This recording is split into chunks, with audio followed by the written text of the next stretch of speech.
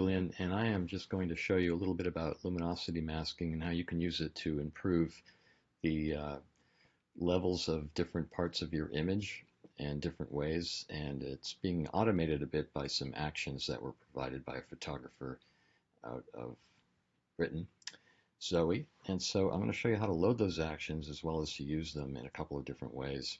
This particular product shot's by Jack Tur, and it's a low-res image, but it'll at least give you an idea how these things work. So luminosity masks are basically ways of taking sections of the brightness or darkness of an image, isolating them by making a selection, and then using different kinds of adjustment layers such as curves or even color balance to change either the color of specific areas of the image or just the luminosity or the brightness or darkness. So let's get going. First thing I'm going to do is go back to my desktop and show you how to load these actions, and I'm providing them for you in a folder. So Zoe Noble provided these on YouTube. I've also got a folder with her materials in it for you. And all you do to load an action into Photoshop is to select it like I've done here, and just basically double click them. And as long as Photoshop is open, it will load them into the Actions panel. So I'm going to double click them. And if I go to the Actions panel, which I've conveniently nested here with layers, channels, and history, and by the way, to do this kind of work, you will have to keep the Channels panel available for your use. So I suggest layering it or nesting it behind layers, that is, and keeping history and actions nearby too. So now that I go to the Actions panel, you can see that the Luminosity Masks folder has been created, and both of her folders of luminosity masks are available to us. So they do different things. The one that we're going to really spend time with is this one here. And I believe that's the one that she has called Luminosity Masks 01. Okay, back to Photoshop. So all you do is take your image, okay? Make sure you've got things pretty much the way you want them. In other words, you've done retouching, or maybe you've done some kind of adjustments that you prefer to do, and you're pretty good to go. But what you really want now is some special control of different lights and dark areas of the image. Now, this image has been very well thought out and optimized by the author, but I'm still using it as an example just because I know that you also can light this well and that you can do whatever retouching you need to do. But this is just going to give you one more level of control. You'll see what I mean when I get into it. Okay, let's go. So I'm taking this Luminosity Masks folder full of actions. I'm going to just simply click on this and run it. You just hit the arrow here and you run the Luminosity Mask action. It's quite extensive. I mean, you can unfold it and take a look at it. You don't even want to do that. It'll give you a headache. So here it is. I'm going to select it, hit run, and just kick back for a second, let it run. And now if you go to the Channels panel, it has looked at your image. It has analyzed the light and dark areas, which normally are done bit by hand, but Zoe has provided this action to automate the process. What this does is it breaks your image down into lights, light lights, bright lights, and super lights. Sounds like cigarettes, right? It also breaks it down into darks, dark darks, shadow darks, and super darks, and then it goes into some midtones too. Well, let's just take a look at how we use these. So what channels are, of course you know that every image that's in color is really an RGB image made of red, green, and blue channels. And we can view these separately, one at a time if we like. Like this is the red channel, and I've got it turned on in Photoshop so that these show up in color just for this purpose.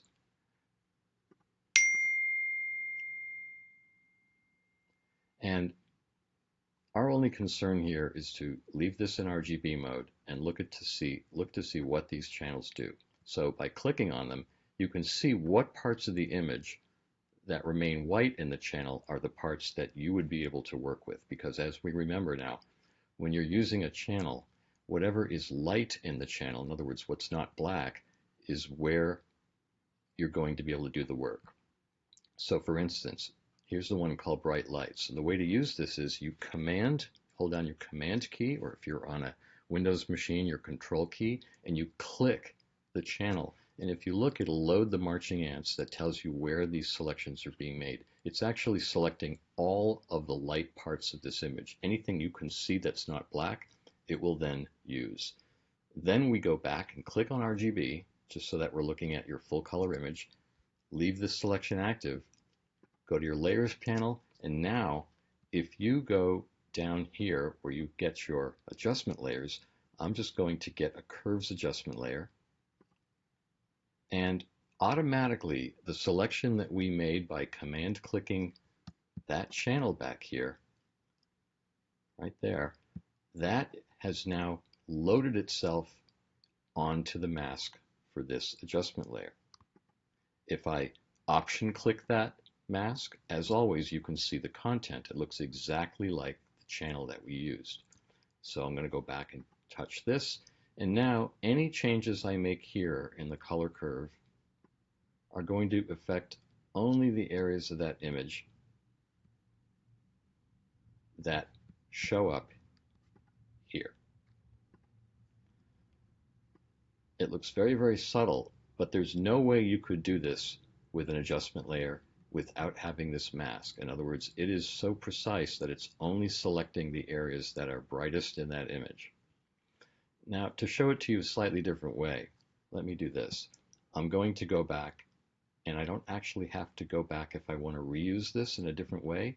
All I have to do is create another kind of adjustment layer. Here I'm going to use one that's out of the catch of this video, but I'm just going to go down here and choose color balance from the list, and I can hold down my option or alt key and drag this mask up into that one and share it. Now I'm going to use color balance to show you what is happening with this image. So for instance, I have just loaded all the lightest parts of the image into this mask. All right, so it's going to be the edge of the glass, a little bit here and here, mostly just the brightest parts. I don't really mean to have both of those showing, so I need to be sure that I'm in RGB, or else I get this red. If you get this red thing showing up, it's basically because the mask is being turned on, and that was an accident I made. So I'm doing all of this, by the way, on a trackpad on a laptop, so you'll be hearing that click. Now I'm going to click this, and you can see that as I swing these sliders, especially if I'm in highlights, it's going to alter the color of the highlights or anywhere on this image where that mask is allowing the light to pour through. So if I go here with the blue slider, as this is in highlight mode, it's actually cooling down the highlights here. If I want to warm the highlights up, I can bring it up into the yellow slider. So it's very, very specific, and all of these sliders will work. If I want to warm up the highlights even more and add redness to them, I'm just simply swinging this. If I go down to midtones, it's going to work a little bit more heavily on some of the other tones in this image. Now, let's say that I really, really want to work on this red here. And I can also create a bit of a mask for that. So basically what Luminosity Masks can do, and I'm going to shut these off here and make a few new ones with you, they allow you to just choose what part of the image or what values of the image you want to work on. Okay, I'm going to go down to the darks area now. So you have to think of it this way. Whatever is light here, whatever is lighter than black, is where your work is going to be. So if you go to super darks or darks, let's just see what that does. All right, so I'm going to command click this again. I'm loading this channel. I'm going back to RGB so that we can work in color. I'm going over to the layers panel, and now I'm going to create an adjustment. I can do levels too. You can see curves is just below levels, but let's just do levels so you have a chance to see how this works, and levels as well.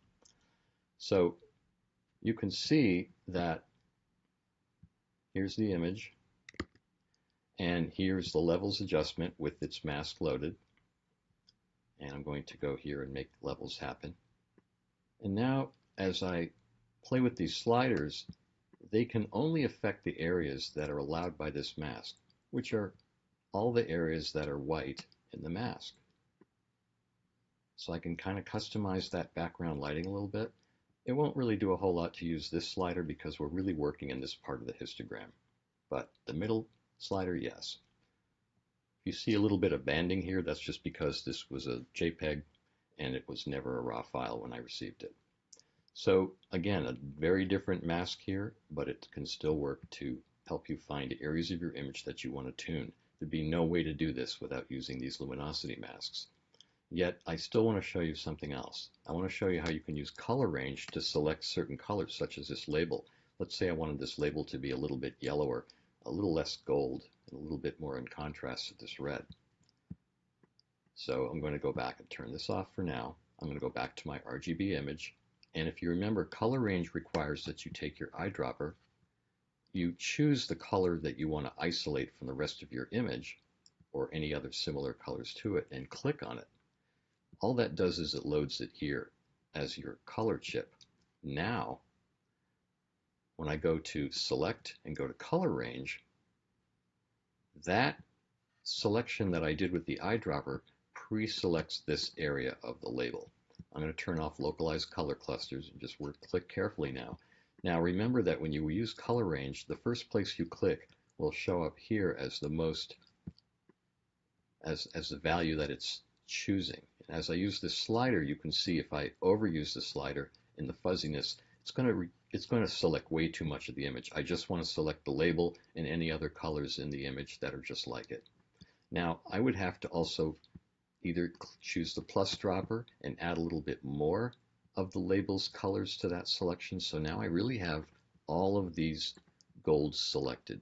And if I've done it a little bit too far, I can Command Z a few times, or I can go back and use the minus dropper to select areas, to deselect areas in a sense that I don't want.